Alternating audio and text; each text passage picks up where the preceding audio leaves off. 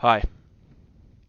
I'd like to talk a little bit about um, our Touch Designer setup that we use here at Audioform to power our lighting setup.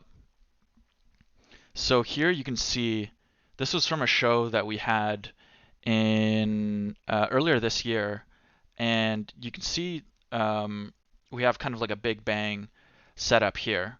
The show is actually called Big Bang, and we had, I think it was over 40 light bars set up for this, all getting controlled by the computer that you can see the station over here behind PG. So what we actually use here is Touch Designer. Essentially what this piece of software does is allows you to set up control flows with video inputs on one side and to output other video outputs, or even to output to the light bars themselves. With such a high number of light bars, we have to have a way to easily configure them. Otherwise, we will spend exponentially more time setting up every little detail for every show. So in this case, I want to show you our control flow that we use for mapping the light bars. So you can see here, I actually have a simple setup here that's outputting a simple color wheel. You can see over here, this is the color wheel input, and it's actually outputting to each of these light bars on the screen. And what we can do with this is we can, ahead of time, create the patterns that we want and test them on a computer without even having to have the light bars set up, so we can know what they will look like.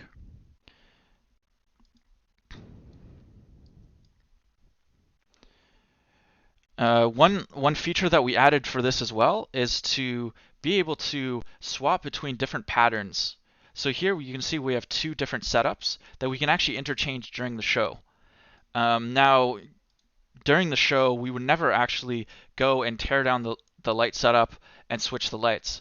But what this means we can do is we can design patterns that run differently depending, or that map differently to the light bars.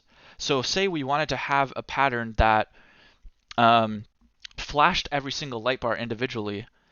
You can imagine that rendering uh, uh, flashing each one of these little light bars white one at a time would be difficult because you would have to create a video that kind of outlines each square.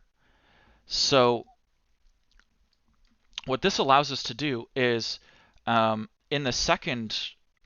our second mapping, this is just an example mapping, but you can imagine that we would have each light bar set up as a vertical line. And what we could do then is in the input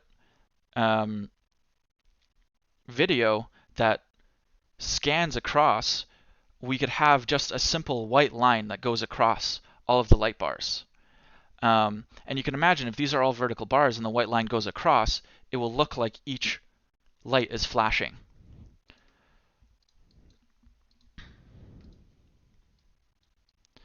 So that's how that works.